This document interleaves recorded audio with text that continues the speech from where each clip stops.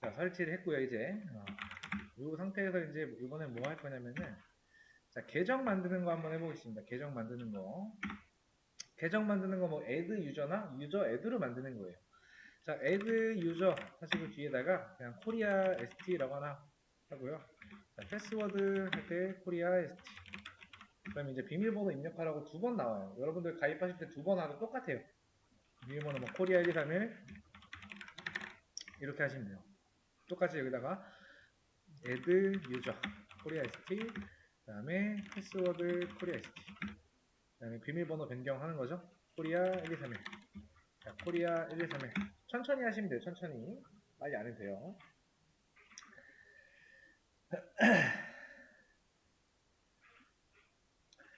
자, 이제 우리가 코리아 st라는 계정을 만들었어요.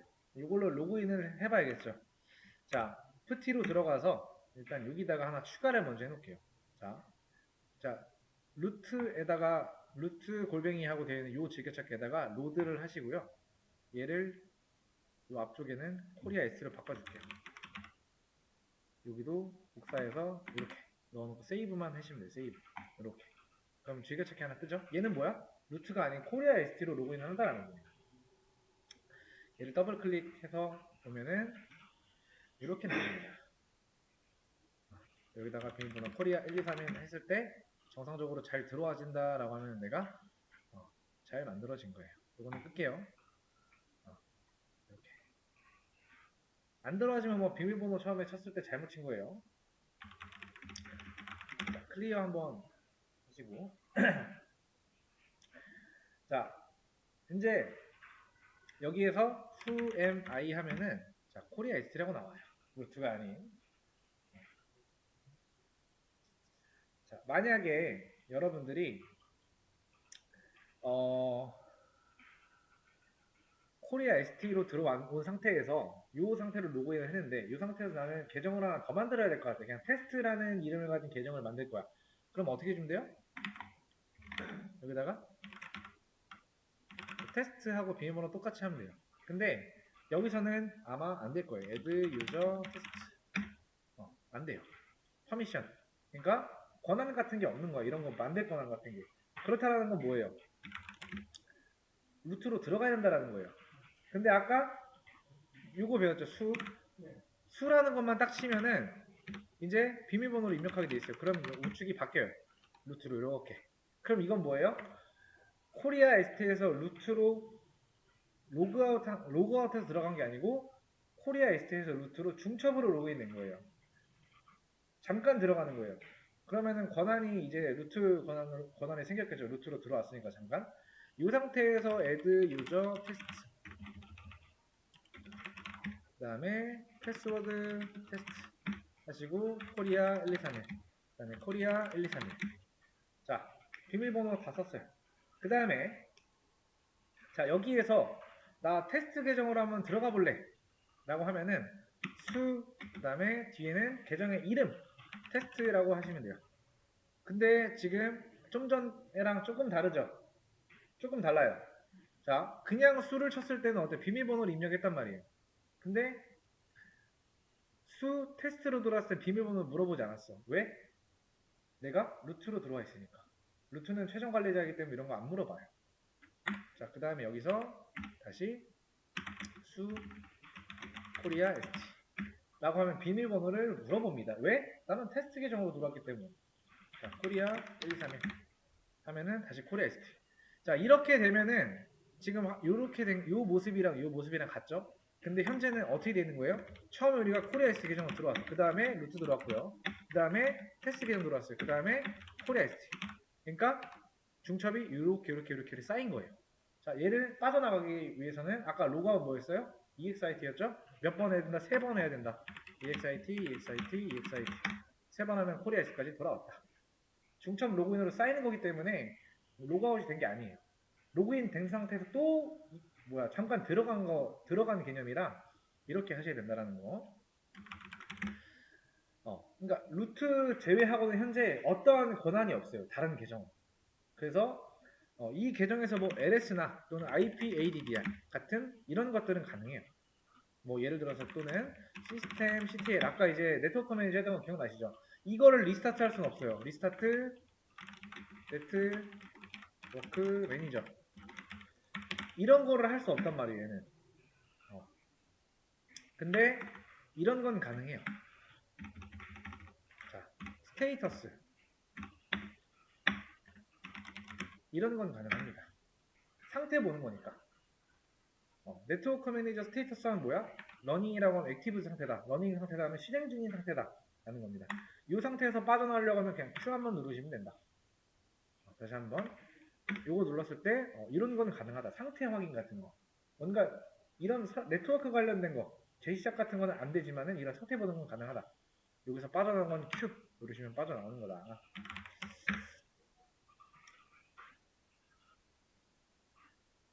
그래서 수라는 명령어를 쓰면은 루트로 로그인 그 다음에 수하고 테스트라고 하면은 이 뒤에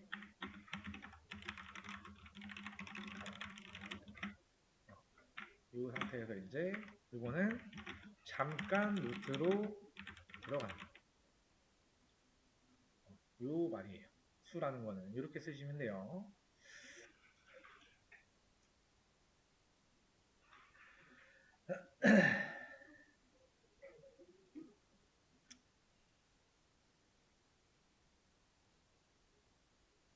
아무튼 이 정도?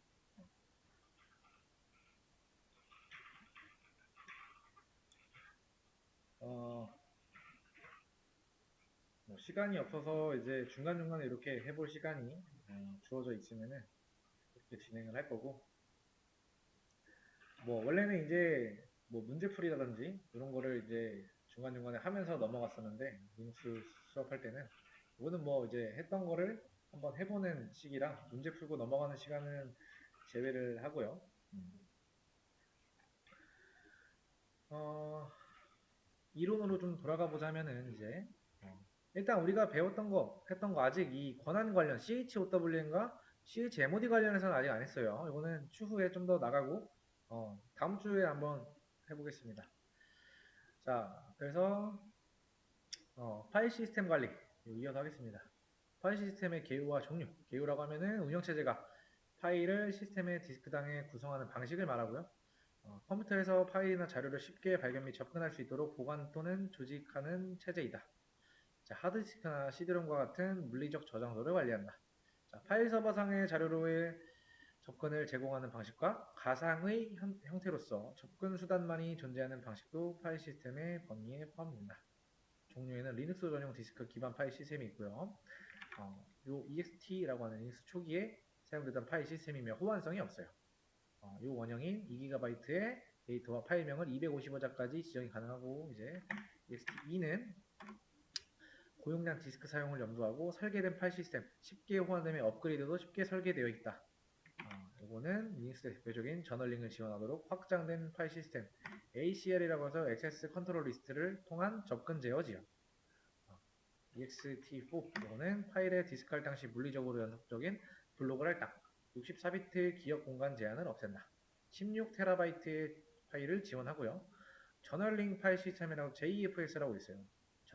저널링 파일 시스템의 약자입니다. IBM사의 독자적인 저널링 파일 시스템을 하고 GPL로 공개하여 현재 리눅스용으로 개발. XF라고 해서 익스텐디드 파일 시스템이라고 합니다. 5성능 저널링 시스템이에요. 64비트 수를 지원하며 확장성이 있는 자료 구조와 알고리즘 사용, 데이터 읽기 쓰기, 트랜잭션으로 성능 저하를 최소화한다. 64비트 파일 시스템으로 큰 용량의 파일로 다룰 수가 있고요. 요거는 독일의 라이저가 개발한 파일 시스템입니다. 모든 파일 객체들을 B 트리에 저장, 간결한 색인화된 디렉터리죠. 자, 네트워크 파일 시스템이라고 또 있고요. 이거는 SMB, 이거는 서버 메시지 블럭. 자, 썸바 파일 시스템을 마운트 지정하고요. 윈도우 계열 OS 환경에서 사용되는 파일 프린터 공유 프로토콜, 리눅스 유닉스 계정 OS와 윈도우 OS와의 자료 및 하드웨어 공유, CIFS, 커먼 인터넷 파일 시스템, SMB를 확장한 파일 시스템. 자, SMB를 기초로 응용하여 라우터를 뛰어넘는 연결할 수 있는 프로토콜을 말해요. 프로토콜 같은 경우도 나중에 한 번 더 설명할게요. 자, NFS는 네트워크 파일 시스템. 썬마이크로 시스템이 개발한 네트워크 공유 프로토콜. 자, 파일 공유 및 파일 서버로 사용이 되고요. 공유된 영역을 마운트할 때 지정하고 하드웨어 운영체제 또는 네트워크 구조가 달라도 공유가 가능하다. 이 NF 서버의 특정 디렉터리를 마운터해서 사용을 할 수가 있고 뭐 기타 지원이 가능한 파일 시스템 FAT 윈도우 NT가 지원하는 파일 시스템 중 가장 간단한 시스템 등등 이렇게 여러 가지가 쭉쭉 있고요. 이런 것들을 한번 쭉 읽어보세요. 굉장히 짧은 건데 아마 책에서 나오면 굉장히 길게 나올 수도 있고 적게 나오는 부분도 있을 거예요.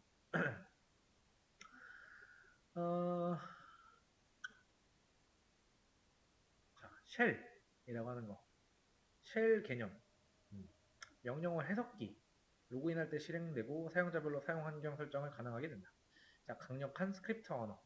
입출력 방향 제정과 파이프 기능을 제공. 후어 그리고 백그라운드 프로세스를 실행. 자, 종류에는 본쉘 계열과 C쉘 계열로 나뉜다. 사용자 프롬프트가 $이면 본쉘, %이면 C쉘 계열을 사용하게 된 것이다. 대부분의 쉘은 본쉘 계열의 기능을 포함해서 확대하고 발전한 형태입니다.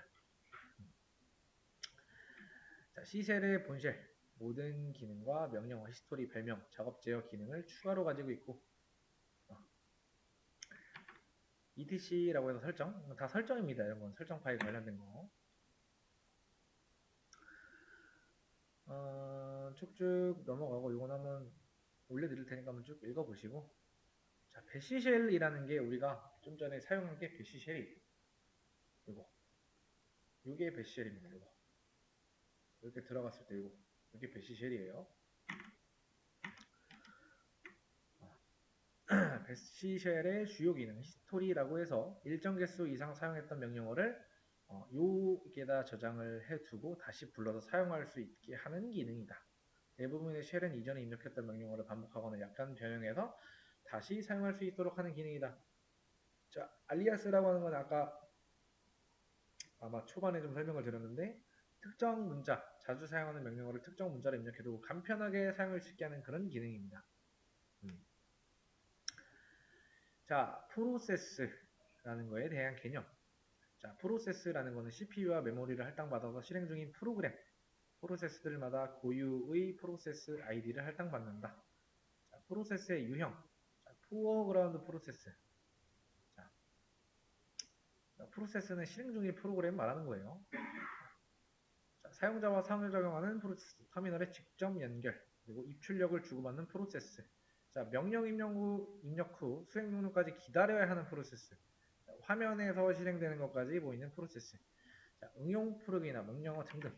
이런 게 포어그라운드 프로세스고요. 백그라운드 프로세스. 사용자와 직접 대화를 하지 않고 뒤에서 실행되는 프로그램을 백그라운드라고 합니다. 백그라운드 프로세스. 사용자 입력에 관계없이 실행되는 프로세스. 실행은 되지만 우리 화면에는 나오지 않는 실행되는 프로세스를 말해요. 자, 포크라고 하는 또 새로운 프로세스를 만들 때 기존 프로세스를 복제하는 방식을 사용. 새로운 프로세스를 위한 메모리를 할당한다. 자, 새로 생성된 프로세스는 원래의 프로세스와 같은 똑같은 코드를 가지고 있고요. 원본 프로세스를 부모 프로세스라고 합니다. 그리고 새로 복제된 프로세스를 자식 프로세스라고 합니다. 그리고 나중에 여기서 좀 설명하면서 다시 한번 알려드릴게요. 자, 그리고 EC라고 하는 거. 자, 호출하는 프로세스가 새로운 프로세스로 변경되는 방식. 새로운 프로세스를 위한 메모리를 할당하지 않는다. 자, 호출한 프로세스의 메모리에 새로운 프로세스의 코드를 덮어씌워버린다. 자, 데몬이라고 하는 거는 자, 리눅스 시스템이 부팅 시에 자동으로 실행되는 백그라운드 프로세스, 메모리에 상주하고 있고 자, 사용자의 특정 요청이 오면 즉시 실행되는 대기 중인 서버 프로세스. 자, 주기적이고 지속적인 서비스 요청을 처리하기 위해 사용되고 있고요. 자, 사용자들은 이 프로세스를 볼 수 있는 권한이 없다. 라고 보시면 돼요. 자,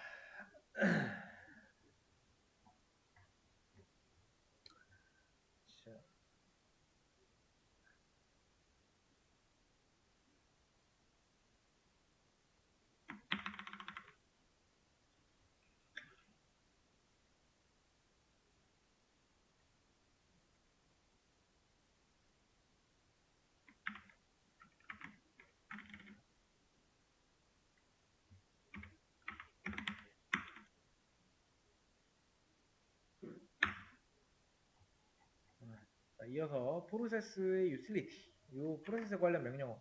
PS라고 하는 거는 현재 실행 중인 프로세스의 상태를 보여주는 명령어예요.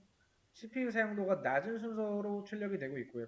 프로세스 트리라고 하는 거는 PS 트리라고 하는 건 실행 중인 프로세스들을 트리 구조로 나타낸다. 자, 잡스라고 하는 거는 작업이 중지된 상태. 자, 백그라운드로 진행 중인 상태. 변경은 되었지만 보고되지 않은 상태 등을 표시하고요. 백그라운드로 실행 중인 프로세스를 확인한다. 숫자라고 하는 거는 작업 번호를 말해요. 여기에서도 여기 나와요. 프로세스 번호가 메인 프로세스 아이디라고 해서 이런 거 숫자 같은 것들 있죠. 실행 중인 거, 이게 실행 중이잖아요, 그렇죠? 그거의 아이디를 말해요. 나중에 한 번 더 설명드릴게요. 이거는 추후에. 자,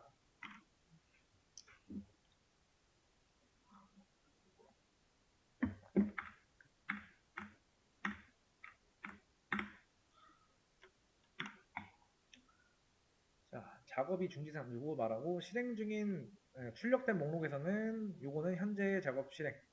요거는 앞으로 실행될 작업을 나타낸다. BG와 FG, 포어그라운드에서 백그라운드 전환. BG 퍼센트 작업 번호 또는 BG 작업 번호.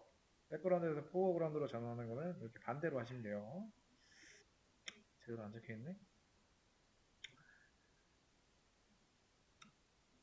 아무튼 이렇게 하시고, 자, kill이라고 하는 거는 프로세스를 종료시킨다. 자, kill all이라고 하면은 말 그대로 같은 데몬의 여러 프로세서를 한 번에 종료시킬 때, 자, 그 해당 프로세스명으로 연관된 프로세스를 다 종료시킨다. 라는 그런 의미예요. 자, 나이스라고 하는 거는 프로세스 사이의 우선순위를 확인하고 우선순위를 변경할 수 있는 명령어고요. 조정할 수 있는 이 범위는 마이너스 20부터 19. 우선순위가 높으면서 낮음입니다. 자, 우선순위는 0의 값을 가지며 기대값이 작을수록 우선순위가 높다라는 거. 자, 옵션에 요 빼기하고 n을 사용하지 않으면 디폴트는 10을 사용. 조정 수치가 생략이 되면 명령의 우선권은 10만큼 증가한다. 명령어 나이스 마이너스 배시 또는 배시 프로세스하고 ni의 값을 10만큼 증가시키는 거. 값이 증가한다는 거는 우선순위 낮추는 거. 아까 값이 적으면 적을수록 우선순위가 높다라고 했어요. 자, 우선순위를 높이는 명령어는 나이스하고 이렇게 적으시면 되고 n의 값을 마이너스 10만큼 함수시켜서 우선순위를 높인다. 자, 명령어는 나이스 옵션 프로세스명입니다. 리나이스는 이미 실행 중인 프로세스의 우선순위를 변경. 나이스 기존 n의 값을 증감하지만 열어 리나이스는 지정한 n의 값을 설정한다.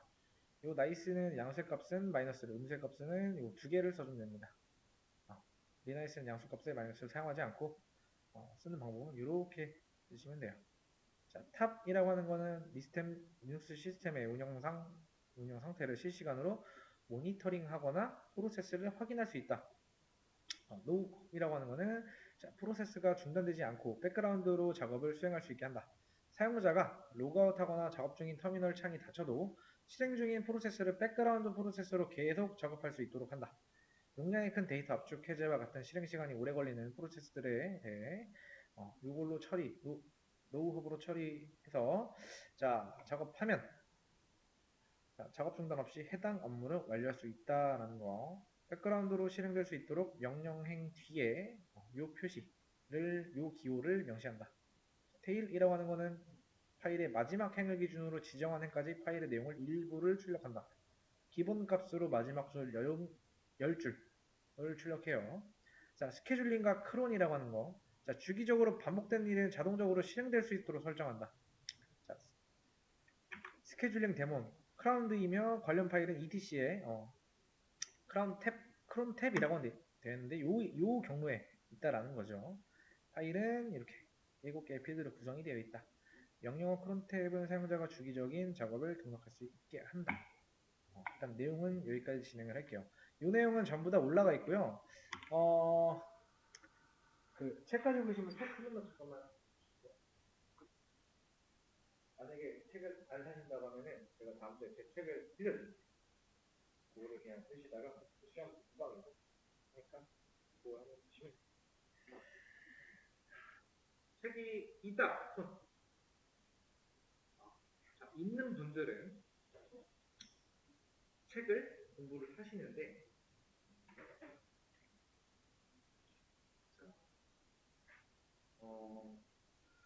이게 제가 범위는 지정하지 않겠습니다. 보통 필기 공부라고 하면은 정석으로 공부하는 게 이 책을 정독을 해야 됩니다. 문제를 풀기 이전에. 근데 이제 만약에 내가 어느 정도 개념이 머릿속에 있다라고 하면은 책은 그냥 속독으로 빠르게 읽으시고 문제를 여러 번 읽으시면 되는 거예요. 근데 아직 그런 게 많이 익숙하지 않다라면은 이 책을 천천히 1회독 하시고 그러면 1회독을 천천히 한다라고 하면 두 번째 이제 할 때는 좀 더 빠르게 읽을 수가 있어요. 눈에 좀 들어오기 때문에. 세 번째는 더 빠르게 할 수가 있겠죠? 그렇게 3회독 하시고 문제를 풀어 나가시면 돼요. 계속 이제. 필기 시험 같은 경우는 정답이 없어요. 이게 범위도 적고 사실 요 한 권이면 끝나는데 요 한 권에 사실 기출문제까지 포함되면 내용이 그렇게 많진 않아요. 많지 않다라는 게 이걸 전부 다 외워야 된다는 소리는 아니에요. 어느 일부분은 문제풀이로 대체할 수 있고 어느 일부분은 외워야 되는 부분이 있을 수가 있어요. 그래서 이 책을 한번 1회독, 2회독, 3회독 정독을 하시고요.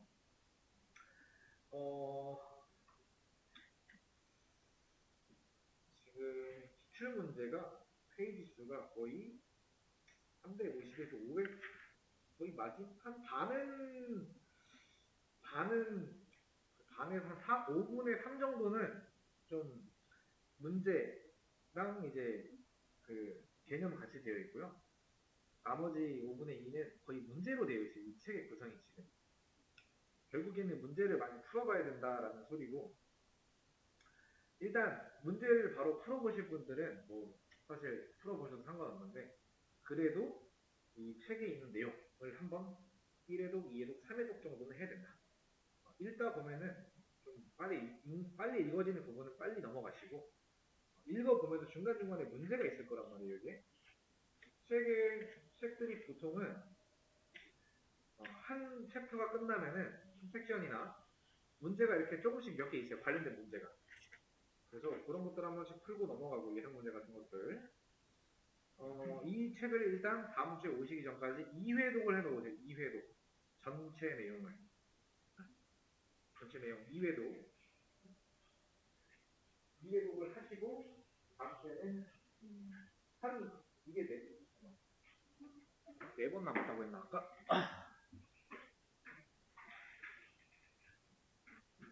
세 번? 세 번 남았구나. 다음 주나 4월 6일이나 4월 13일까지는 그 책에 있는 내용을 전부 다 나가고 그 책에 있는 내용과 나감으로 동시에 이렇게 여러 가지 실습을 한번 하는 시간을 가지고요. 마지막 날에는 기출문제 제가 드리는 거 그냥 풀어보시고 그 풀어보면서 풀이 같은 거 간단하게 또는 뭐 사실 이렇게 풀이를 해도 못 알아듣는 분들이 있어요. 왜냐면 이게 시간이 따지고 보면은 7시간, 6시간 학원에 있으면서 4번 나오는 거기 때문에 시간으로 따지면 24시간이란 말이에요. 24시간 동안 이런 개념들이 머릿속에 다 들어가는 건 말이 안 돼요. 말이 안 되기 때문에 중요한 것만 일부분 좀 같이 실습 설명. 아마 여러분들이 명령어를 이제 실습을 통해서 입력해보고 결과 눈으로 보고 그러니까 대충 명령어라는 게 이런 거구나라는 건 알지만은 개념적으로는 머릿속에 들어오기가 쉽지 않단 말이에요. 그래서 결국에 여러분들이 잘해야 되는 건 평일에 좀 책을 많이 봐줘야 돼요. 평일에. 하루에 뭐 한 5시간, 6시간 공부하라는 게 아니에요. 하루에 5시간, 6시간 하지 말고 주 6일을 이제 쪼개서 매일매일 하는 걸 습관되죠. 매일매일 하는 거. 사실 하루에 몰아서 하는 것보다 꾸준히 계속 하는 게 더 좋아요. 제가 봤을 때. 그래서 내가 시간이 뭐 예를 들어서 오늘 없어.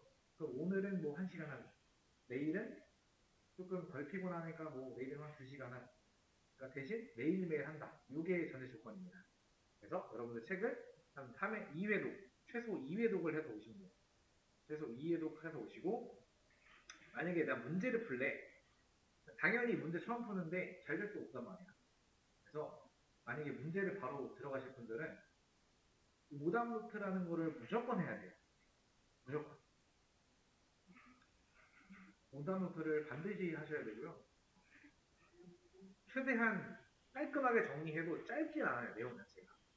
그래서 어느 정도 개념이 머릿속에 좀 들어오면은 바로 문제 푸는 거를 하시는 게 좋아요. 문제가 사실 그렇게 많지 않아요. 그래서 1차 시험이라는 거는 그냥 없다고 생각하시고요. 시험은 2차 시험에 80문항이 있다고 생각하시면 돼요. 80문항인데 그 중에 과목이 3개 있고 그게 이제 몇 문제 나오는 게 있을 텐데 잠깐만요.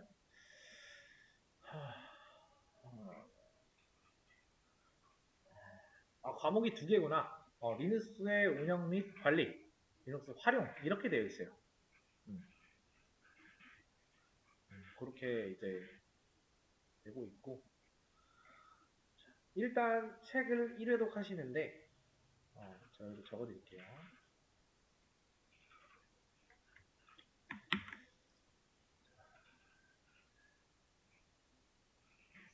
14일을 30일이구나. 이렇게 제가 수업 페이지에다가 올려놨어요. 자, 다음 주 월요일부터 금요일, 토요일 날에 이렇게 쉬어야 되는 분들도 있거나, 그러니까 이게 지금 제가 그냥 월요일부터 금요일까지라고 정해놨지만은, 그냥 월요일 안 하고 나는 화요일부터 토요일까지 할래 하시면 화요일부터 토요일까지 해도 상관은 없어요. 정해져 있는 건 아니면 다만 한 5일 정도는 하셔야 된다는 거. 왜냐면 기간이 너무 벌어져 있기 때문에 지금 여기 다시 학원에 나오기까지. 그래서 오기 전에 책 1회 이상 정독입니다. 빨리 안 읽고 천천히 읽어보세요. 1회차는. 1회 독은. 2회 독은 좀 더 빨리. 3회 독은 더 빨리 할 수가 있겠죠? 그러니까 처음에 좀 천천히 읽고, 그 다음에 좀 눈에 들어오면 좀 속도가 빨라지고, 그 다음에 좀 더 빨라지겠죠? 이렇게 하시면서, 근데 그래서 제가 어떻게 공부해라라고 안 알려드리는 거예요. 사람마다 스타일이 다르기 때문에. 이렇게 했는데 그 사람은 이게 안 맞을 수가 있단 말이에요. 그래서 일단 우리가 이 수업이 끝나기 전까지 책에 있는 내용을 최소 3회 정도는 되어 있어요. 3회 정도. 3회 정도 하시고 문제를 풀어보시면은 바로는 안 풀려도 아예 처음 보는 내용이 문제로 나오진 않을 거예요. 그래서 무조건 책을 최소 3회 정도 하신다라고 생각하시면 돼요. 만약에 나는 다음 주에 진짜 시간 좀 널널해가지고 3회 정도까지 다 했어. 그러면 이제 문제를 계속 풀어보시면 돼요. 문제 풀면서 질문하고 문제 풀면서 질문하고 이런 식으로 갈 겁니다. 다음 주 끝나고 그 다음 주까지. 그러니까 남은 1일차 제외하고 남은 4일차 제외하고 2일차, 3일차까지는 이렇게 개념하고 실습해보고 개념하고 실습해보고 이런 식으로 갈 거고요. 4회차에서는 문제 풀어보고 질문하고 풀어보고 질문하고 이런 식으로 가겠습니다. 그래서 사실 자격증에만 다 초점을 맞추면 그냥 문제 풀고 정답 오답 노트 하고 문제 풀고 오답하고 이렇게 하면 되는데 이렇게 하면 머릿속에 그림이 안 그려져요. 도대체 내가 하는 명령어는 뭔가 라는 생각이 들 수가 있고 그래서 집에서 하시면서 설치 같은 것도 한번 해보시고 왜냐면은 그 1급을 만약에 따신다 나는 그냥 시간 많아서 2급 말고 1급도 따볼래 하시는 분 1급은 실제로 이런 거 설치가 되어 있고 그 안에서 어떤 명령어로 이루어져서 문제를 풀어내야 돼요. 근데 뭐 그 안에 센트오이스랑 버추얼박스를 안 쓴대. 그래도 상관없어요. 어쨌든 거기서 미리 뭘 설치하고 알려주기 때문에 그거에 맞춰서 설치하는 거는 검색 조금만 해보면 나와요. 그리고 설치는 어렵지 않을 겁니다. 우리 요거 설치하는데 어려운 거 겪은 적은 사실 없죠. 그냥 있는 것만 넣고 나머지 설정 같은 거는 안 건드리기 때문에 기본적인 것만 세팅해서 연습하시면 충분히 문제는 없다. 뭐 학교 다니시는 분들은 학교에서 뭐 우분투 배울 수도 있고 그래서 다양한데 사실 우분투라고 해서 다른 거 없어요. UI 좀 있는 거 그리고 명령어 살짝 다른 거 그거 빼고는 없습니다. 그래서 아마 요 페이지에 제가 알려드린 그 페이지에는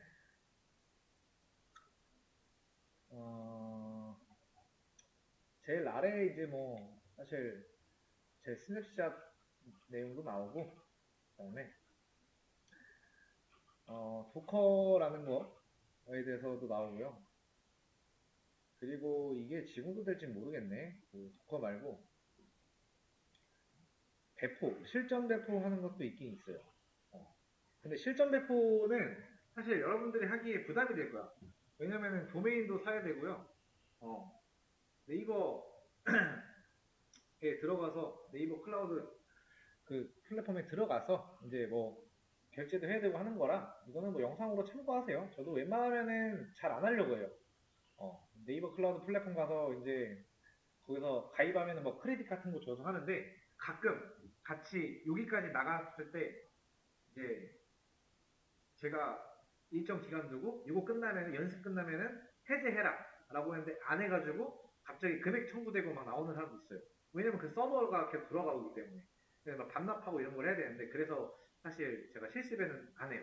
딱 한 번 해보고 영상만 남겨놓고 하진 않는데 이런 내용들이 사실 여기 다 있습니다. 근데 이게 시간이 지나면 계속 뭔가가 바뀝니다 이게.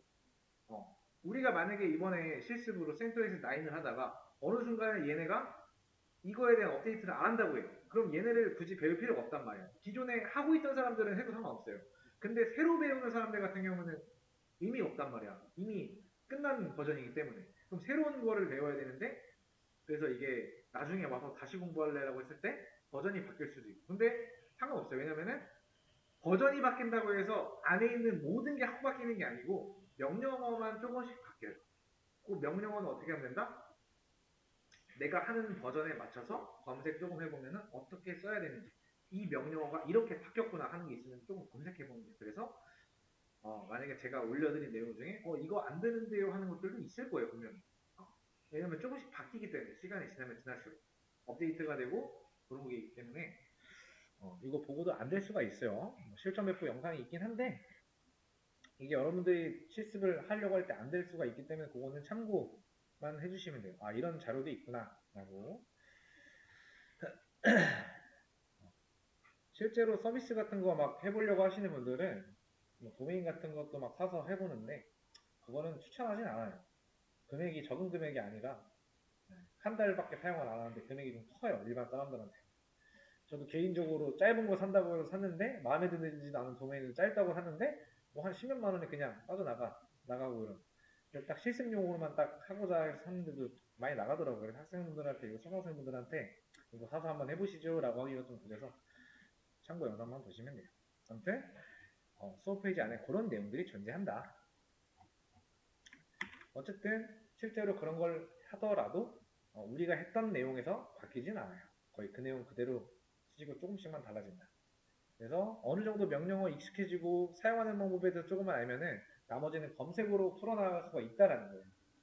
문제도 마찬가지예요. 저도 사실 이 자격증을 한 지가 얼마 안 됐는데 어떤 내용인지 한번 보려고 본 건데 역시 필기는 다 같아요. 문제를 많이 풀어보는 게 일단 가장 좋은 방법이라고 생각해요. 다만 벼락치기 하는 습관은 안 좋아요. 벼락치기 하는 습관은 안 좋은 게 이 수업, 이 시험 자체도 어떻게 보면은 아까 보셨겠지만은 몇 개 없어요. 차수가. 1년에 뭐 한 달에 하나씩 있는 게 아니고 총 4회인가? 5회밖에 없더라고요, 보니까.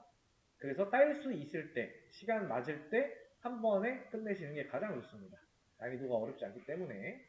자격증이라는 게 사실 시간이 지나면은 끝나는 거기 때문에 여러분들이 무조건 한 번에 따는 걸 추천드려요. 한 번에 따기 위해서는 시험이 아직 좀 남았으니까 그 전까지 좀 꾸준하게 공부를 하는 습관. 한 번에 몰아서 하는 습관은 더 머리 아파요. 사실 오늘처럼 비슷하게 진행을 할 건데 여러분들이 이것도 하고 싶고 저것도 하고 싶은 게 있으면은 따로 저한테 얘기하시면 되고 요구하시는 내용이 있어서 시간이 맞는다라고 판단이 되면은 그거까지 한번 같이 해볼게요. 그리고 CBT라는 거는 아까 보여드린 건데 CBT 문제도 하시면 좋을 것 같아요. 과목이 2개구나.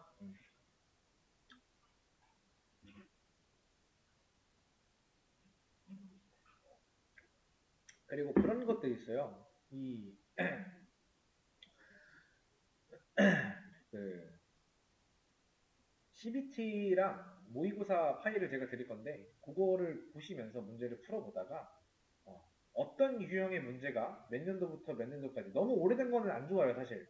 지금 2025년인데 이제 거의 첫 시험이라고 보시면 되는데 저는 제가 볼 때는 24년도랑 최대 23년까지만 풀어보시는 걸 추천드려요. 너무 오래된 거는 또 아예 또 바뀔 수가 있기 때문에 23년도 정도 문제? 거기까지 문제를 기준으로 막 풀어보시다가 보시면은 유형이 비슷한 유형이 많이 나오는 걸 보실 수가 있을 거예요. 문제를 많이 풀어봤을 때 그런 걸 마다 느끼실 거예요. 그런 거는 체크해놓고 어, 여러분들이 공부할 때 그거는 꼭 뭐 잘 공부해놨다라고 하면 그냥 먹고 가는 문제겠죠. 그래서 여러 가지 문제들을 한번 풀어보시면서 어, 암기해야 될 거는 뭐 쉽게 암기하는 게 없는 것 같아요. 제가 봤을 때는 암기가 쉽게 간다 이런 건 없는 것 같아. 그냥 자주 들여다보고 정리 잘 해놓고 사람들마다 정리하는 습관이 달라서 그 입맛에 맞춰야 되는 것 같아요. 제가 봤을 때 공부하는 방법도 다르고 어떤 환경에서 공부해야 잘 되는 부분도 있을 거고 그래서 최대 23년 더 많이 가면 22년도까지 22년 이후 문제까지만 풀어보시면 좋을 것 같아요. 그래서 아까 말한 이제 여기에 일단 영상은 여기까지